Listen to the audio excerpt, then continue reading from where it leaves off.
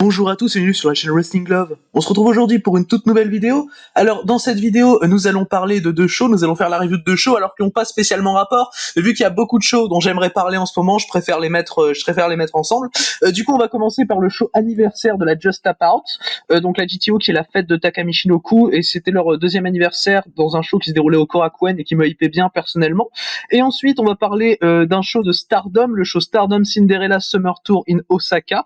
Donc un show qui se déroulait le 10 juillet et où il y avait un match de championnat SWA, donc qui est à chroniquer évidemment. Et là en revanche, c'était pas spécialement le show qui m'a hypé le plus. Alors par rapport au match de championnat SWA, c'était Syuri contre Nagi Sayaka. Bon, c'est pas une affiche qui va forcément me hyper, le show dans son ensemble non plus. Mais ouais, c'était surtout la GTO qui m'a hypé bien personnellement. Surtout qu'ils font un Korakuen. C'est la première fois que je vois un Korakuen de GTO pour le coup, donc j'avais quand même des belles attentes. Du coup, on va commencer par la review du show justement Just Tap Out. Le show Just Tap Out Second Anniversary EY. Du coup, en opener de Korakuen, on avait un match ranking de GTO.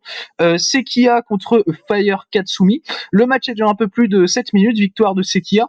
Alors personnellement le match je l'ai trouvé bon, hein, très honnêtement, c'était pas incroyable mais ça faisait vraiment bien son taf en opener, c'est un peu moins de 8 minutes. J'aime bien les deux catcheurs personnellement, ça allait au sol, c'était assez technique. J'ai mis 3,25, franchement c'était un bon petit match. Je connais pas spécialement beaucoup les deux catcheurs, hein, mais franchement je trouve qu'ils font toujours des bonnes performances à chaque fois que je les vois. Ça fait 2 mois que j'ai commencé la GTO pour le coup, et moi personnellement bon, c'est pas les deux catcheurs qui m'ont le plus marqué, et c'est d'ailleurs pour ça qu'ils se retrouvent en opener en partie. C'est pas les catcheurs vraiment qui sont marquants à la GTO finalement. Moi je suis plus marqué par des Ren Ayabe, des Ryuya Takekura dont on parlera un peu plus tard, mais ce match là faisait quand même bien le taf. C'est deux jeunes, hein, Sekiya et Fire Katsumi, et je les trouve bons personnellement, mais voilà, c'était bien pour ouvrir le show. Je m'attendais pas spécialement à plus, c'est un opener basique et franchement ça faisait le taf, et du coup victoire de Fire Katsumi. Personnellement voilà, peu importe le vainqueur, ça m'aurait pas dérangé, il y avait pas de résultat illogique en tout cas par rapport à ce match. Du coup on va pouvoir passer au deuxième match du show. Du coup le deuxième match du show, c'était un 6-man tag team match. Alors on avait Karbel Ito, Shojin Yusha, G Valiant et ex Valiant qui affrontaient Black Chango, Black Eagle et Black the Dragon, donc qui sont une équipe de la GTO, qui ont des tenues, des combinaisons toutes noires. Enfin voilà, moi j'aime bien personnellement leur tenue à Black the Dragon, Black Chango et Black Eagle, je les trouve bons.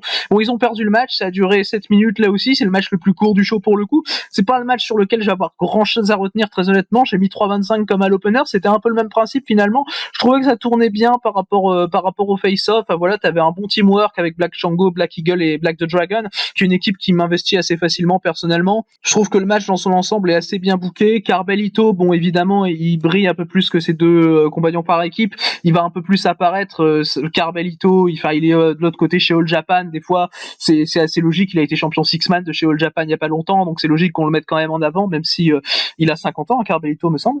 Mais ouais, le match était cool en tout cas. Voilà, c'était un match typique d'undercard pour un show comme ça, c'est logique. Pour un show où on va aller sur des matchs bien plus importants après, ça me paraît assez logique. Du coup, voilà pour ce match, il n'y a pas nécessairement grand chose à en retirer. On va pouvoir passer du coup au troisième match du show. Là, c'était un match qui représentait la partie girls, hein, de la GTO. C'était un 6-woman tag avec Misa Kagura, Sumika Yanagawa et Yuri qui affrontaient Aoi, Rhythm et Yu Yamagata. Yu Yamagata que je connais plus pour le coup parce qu'elle a fait de la gambaré notamment cette année, Yu Yamagata. Le match a duré un peu plus de 10 minutes. On a eu une victoire justement de Aoi, Rhythm et Yu Yamagata. Le match était assez rythmé, ça faisait bien le taf très honnêtement. Alors personnellement j'aime beaucoup Yuri, hein, depuis que je l'ai vu à la GTO. Très honnêtement c'est encore une rookie et je trouve qu'elle fait vraiment bien son taf.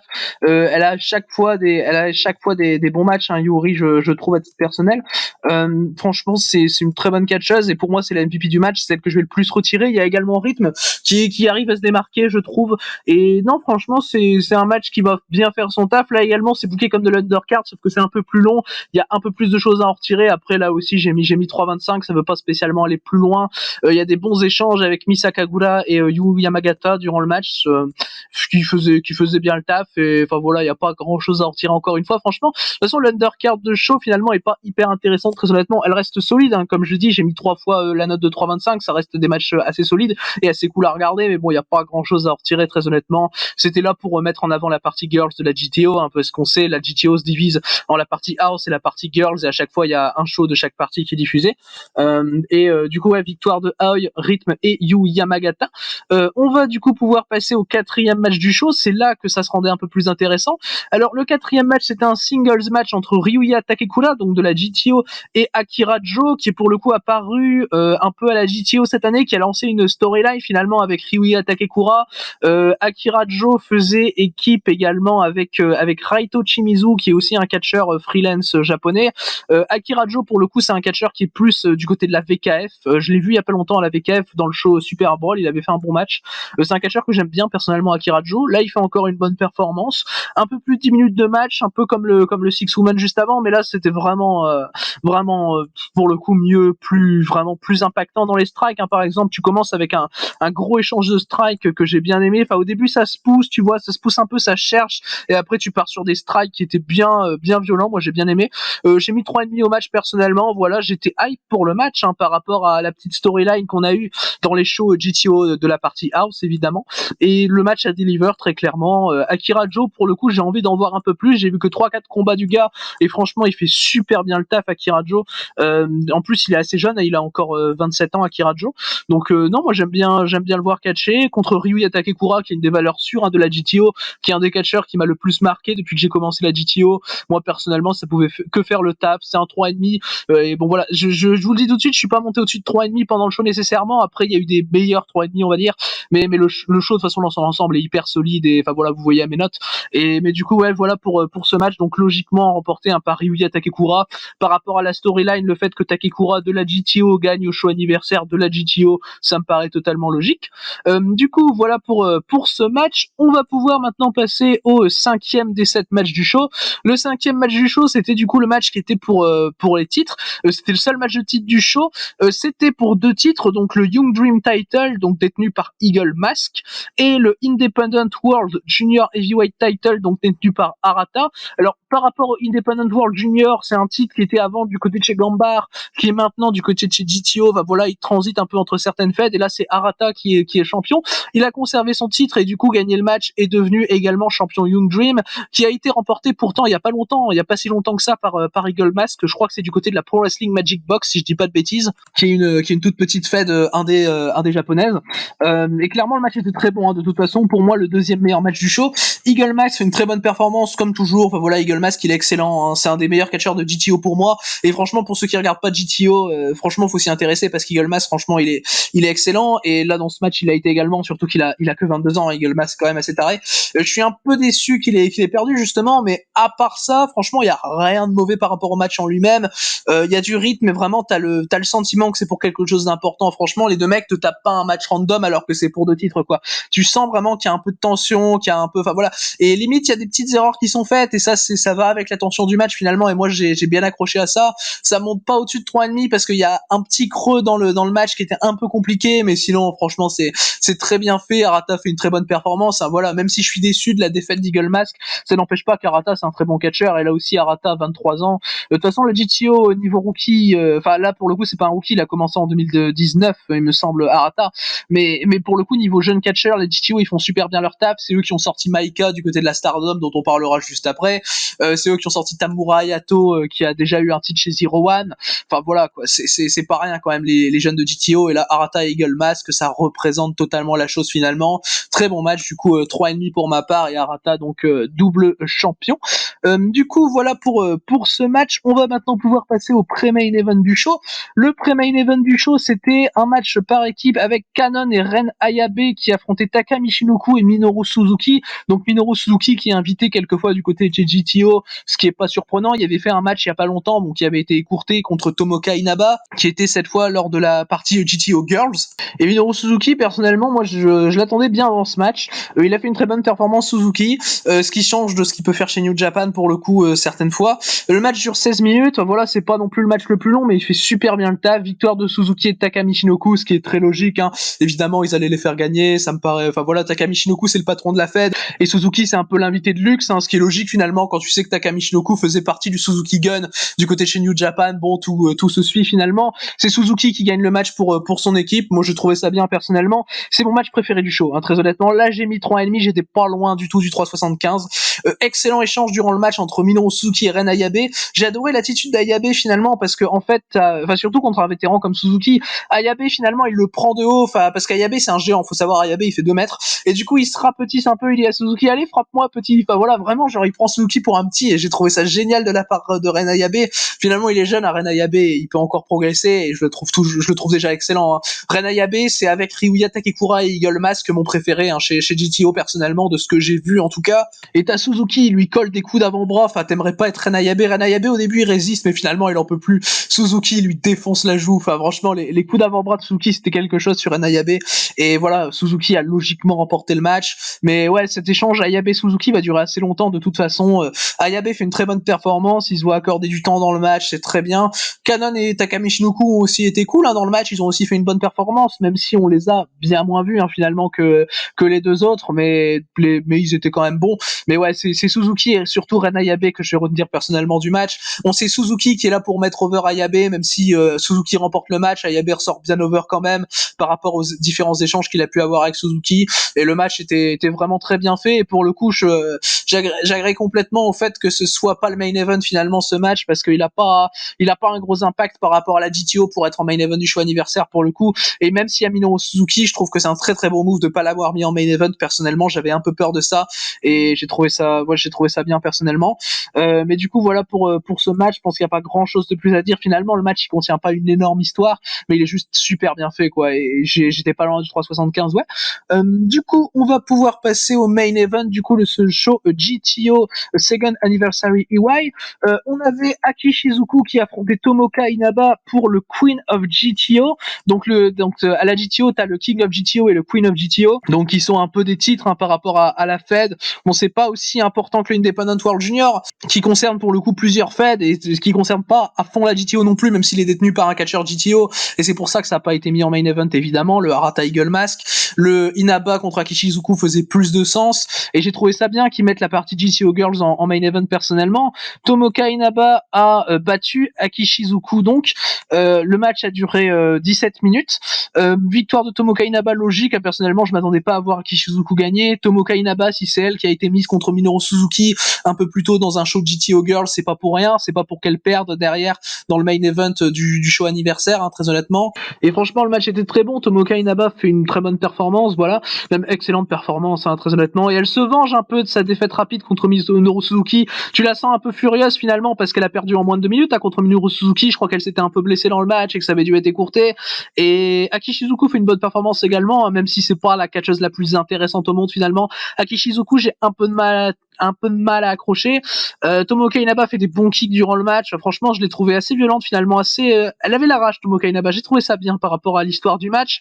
Elle gagne même le match par soumission. J'ai trouvé ça hyper efficace et hyper démonstratif finalement, hyper démonstratif de domination et un peu de revanche entre guillemets pour Tomoka Inaba.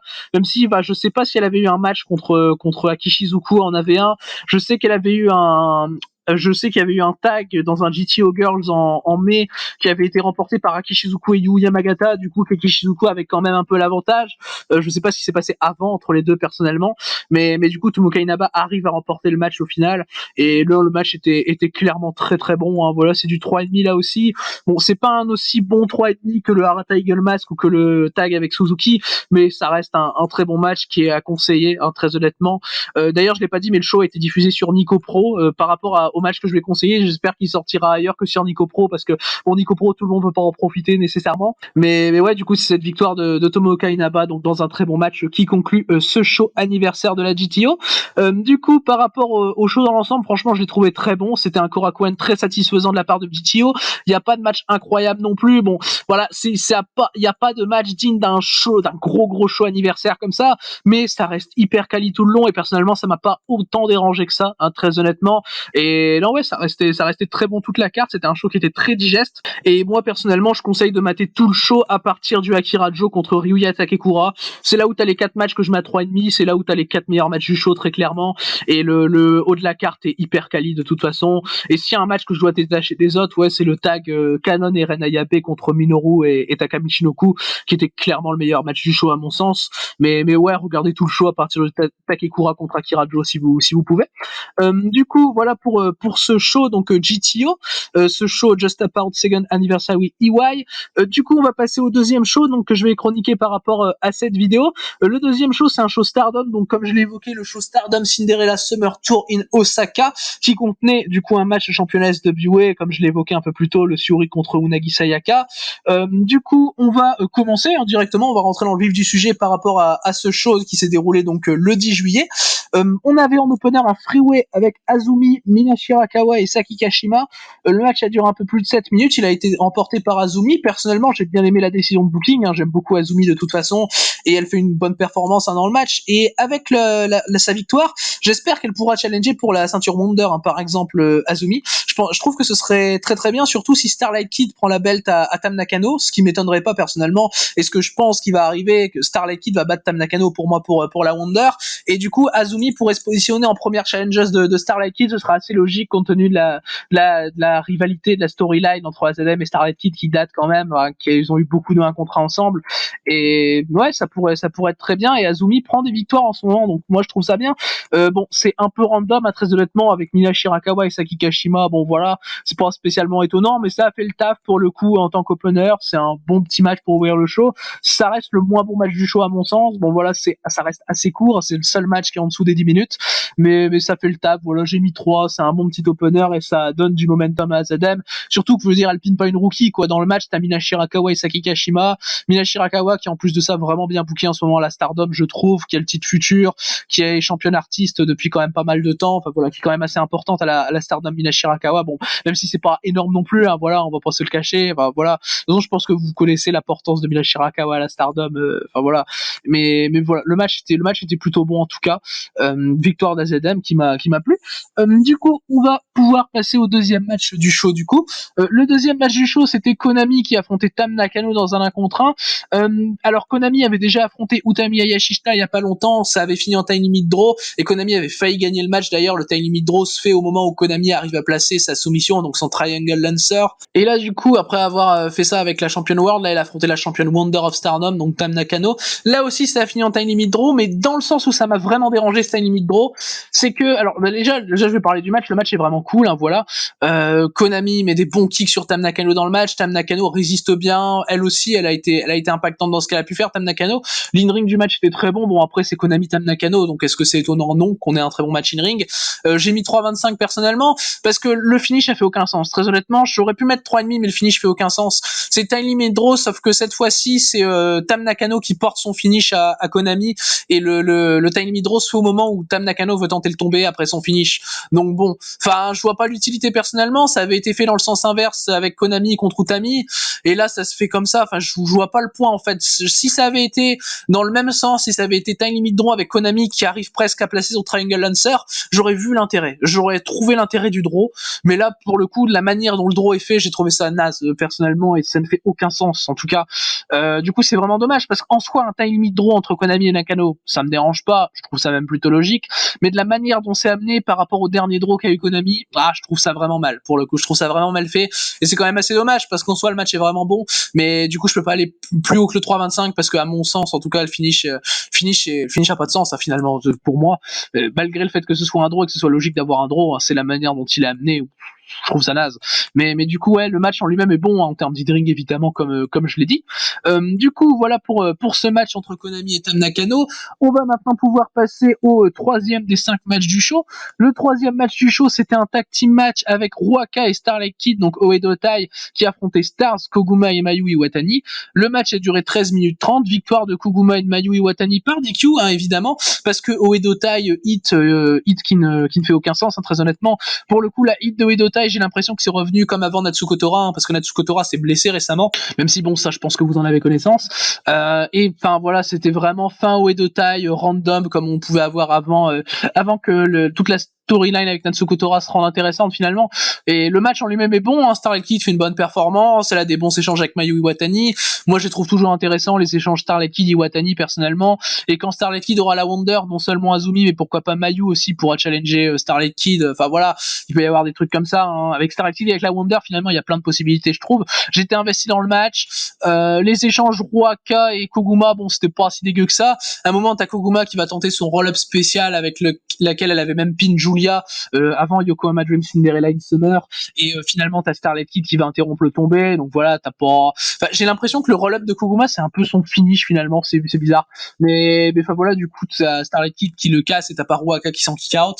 J'ai trouvé ça logique, mais ouais, la fin par DQ avec Ruaka qui étrangle Koguma avec une espèce de barre, enfin, j'ai trouvé ça naze personnellement, et t'as deux finishes nazes d'affilée, hein, c'est quand même dommage pour le coup. T'as le draw qui a aucun sens, et t'as la DQ derrière, bon, c'est compliqué. Deux finishes de merde d'affilée, c'est compliqué, mais le match en lui-même est bon, hein, j'ai mis 3,25, mais bon, le finish, il laisse à désirer, on va dire. Du coup, voilà pour ce match. On va passer maintenant au pré-main event de ce show, Stardom Cinderella Summer Tour in Osaka. Le pré-main event, c'était un 6-woman tag team match avec Julia, Maika et Lady C qui affrontaient Queen's Quest, donc Momo Watanabe, Saya Kamitani et la championne World of Stardom Utami Hayashishita. Le match a duré un peu plus de 15 minutes, victoire de Queen's Quest, donc que j'ai trouvé assez logique. T'as Lady C dans l'équipe adverse, pourquoi elle prendrait pas le pin, hein, très honnêtement. Le match était très bon, Julia fait de très bonnes performances dans le match, tout comme Saya Kamitani. Le peu d'interaction va avoir Julia et Utami, ça va être toujours très intéressant, Julia et Momo également. Maika fait un bon job également dans le match, les échanges Maika Kamitani, c'est assez intéressant, j'ai trouvé, à titre personnel. Et Medici, bon, évidemment, c'était la moins bonne du match, hein, c'est quand même, on s'y attend. Medici, je trouve qu'elle a un niveau quand même un peu compliqué personnellement, même par rapport à une rookie, je trouve ça compliqué. Enfin, tu vois tellement meilleur ailleurs, que ce soit du côté de la TGP, même de la seedling, hein, ou de la Sendai du côté des rookies. Et bah voilà, c'était logique qu'elle se fasse pin. Le finish est très bien. Utami joue un bon rôle dans le finish. Elle claque une grosse German sur, je crois que c'est sur Julia qu'elle claque sa German pour la dégager du ring. J'ai trouvé ça bien personnellement. Bon, t'as Aphrodite qui font leur finish sur Lady C et Sayaka Mitani qui prend la peine de faire son Star Crusher derrière. Personnellement, j'ai pas trouvé spécialement que le Star Crusher avait beaucoup d'intérêt. Puis est-ce qu'il y avait besoin de le porter pour crédibiliser vraiment Lady C? Non, pas spécialement. Mais ouais, mais franchement, le match était vraiment bon. J'ai mis 3,5 personnellement, et j'ai l'impression que Momo, Saya et Utami avec cette victoire peuvent se diriger vers les championnats artistes de Cosmic Angels. Ça me paraîtrait pas déconnant personnellement, et même assez logique, très honnêtement. Mais voilà, il y a rien de plus à dire sur ce match finalement. Il était bien géré, il était vraiment bien géré. C'est mon deuxième match préféré du show. Du coup, voilà pour ce match donc remporté par Queen's Quest, et où n'oubliez pas, hein, peut-être vers les titres artistes, même si pour moi elle les gagnerait pas, hein, très honnêtement. Du coup, on va pouvoir passer au main event de ce show, Stardom du 10 juillet. Du coup, le main event, c'était, comme je l'ai dit un peu plus tôt, le match de championnat SWA Undisputed World Women's. Syuri défendait son titre pour la première fois depuis bien longtemps, hein, puisqu'elle défendait son titre pour la première fois depuis le show, le plus gros show de l'année, le Star Dream Cinderella. Elle l'avait défendu contre Konami dans un petit match de 8 minutes. Hein. Voilà, ce qui m'avait un peu déçu personnellement. Du coup, ça faisait 4 mois quand même qu'elle avait pas défendu son titre. Là, c'était contre Unagi Sayaka. Le match a duré 19 minutes. Bon, c'était un main event, donc d'un côté, c'est assez logique qu'il dure plus longtemps que le Syuri Konami, mais bon, quand tu sais qu'il dure 10 minutes de plus que le Syuri Konami, tu l'as un petit peu mal, hein, quand même. Même si, bon, le match était vraiment bon pour le coup. Bon, c'est pas le meilleur match de Unagi, hein, très honnêtement. C'était même pas spécialement meilleur que le premier match qu'elles avaient eu, Syuri et Unagi, du côté de la Trial Series d'Unagi Sayaka, qui avait eu lieu un peu plus tôt dans l'année. Alors le match était vraiment très bon, là je lui ai mis 3,5, j'étais quand même pas loin du 3,75 non plus. Voilà, très bonne défense de titre de Syuri. Bon voilà, pour un petit show comme ça, c'est une très bonne défense de titre, hein. De toute façon, c'est pas un gros show, donc je m'attends pas spécialement à plus. Je suis content que Syuri défende la belt, comme je l'ai dit. Unagi a clairement progressé, hein, depuis leur dernier match solo, donc dans la Trial Series d'Unagi, et la construction du match finalement laisse ça à penser. Unagi va quand même résister à pas mal de grosses prises de la part de Syuri. Elle va réussir à faire son frog splash à un moment. Enfin voilà, vraiment Unagi, je l'ai trouvé vraiment très bien dans le match. Syuri également, bon, c'est Syuri qui porte le match, hein, ça c'est pas étonnant, mais Unagi fait vraiment une bonne performance par rapport à d'habitude, je m'y attendais pas.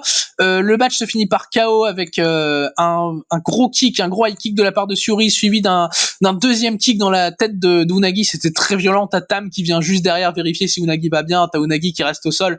Enfin, je l'ai trouvé hyper bien fait, en plus bien scellé par Unagi. La fin est très bien. Bon, c'est pas le meilleur match de la carrière d'Unagi, encore une fois. Je pense que j'ai dû en préférer 2-3 chez TGP, et le match contre Julia aussi en début d'année que j'avais adoré. Mais voilà, ça reste une bonne petite défense de titre pour un petit show comme ça. Il y a pas une grosse storyline non plus. Même Syuri va encourager Unagi derrière à aller prendre le titre futur de Milan Shirakawa. Enfin, tu sens après le match quand même, tu sens qu'il y a un truc entre Syuri et Unagi finalement. Déjà dès la Trial Series d'Unagi, Syuri avait félicité Unagi après son match, match. Et là, après le match, t'as Syuri qui encourage Unagi pour son prochain match de championnat futur, un peu plus tard dans le mois contre Minashi Rakawa. Donc, voilà, vraiment, il y a un truc. Il y a un truc, c'est assez étonnant ce qu'ils font entre Syuri et Unagi. Mais bon, franchement, le match en lui-même était vraiment bon, en tout cas, comme je l'ai dit. C'est le match qui clairement a rattrapé du show, donc c'est le match de titre en plus, donc ça tombe bien. Du coup, voilà ce qui conclut donc ce show Stardom Cinderella Summer Tour in Osaka 2021. Alors, par rapport au show dans l'ensemble, personnellement, je l'ai trouvé vraiment bien. Bon, après, c'est un show random Stardom, très honnêtement, c'est tout ce qu'il y a de plus random qui peut être fait par Stardom dans les shows de construction. T'as le match de titre, enfin, t'as les deux derniers matchs qui élèvent la qualité du show pour le coup. Bon, ce qui est vraiment dommage, c'est la succession de deux finishes de merde en plein milieu de carte, donc c'était un peu compliqué, mais les deux derniers matchs élèvent le show très clairement, et c'est les deux matchs que je conseille personnellement. Faut pas spécialement perdre son temps avec les trois premiers matchs, très honnêtement, mais ouais, les deux derniers matchs étaient vraiment cool, et pour moi, à rattraper, surtout le Syuri Unagi, qui était en plus de ça un match pour l'SWA qui avait pas été défendu depuis assez longtemps. Du coup, voilà, c'est ce qui conclut ce show Stardom Cinderella Summer Tour in Osaka. C'est ce qui conclut donc cette vidéo par rapport à GTO et Stardom. Donc j'espère que cette vidéo vous aura plu. Merci à vous d'avoir écouté cette vidéo. Et du coup, d'ici les prochaines vidéos, je vous dis à la prochaine.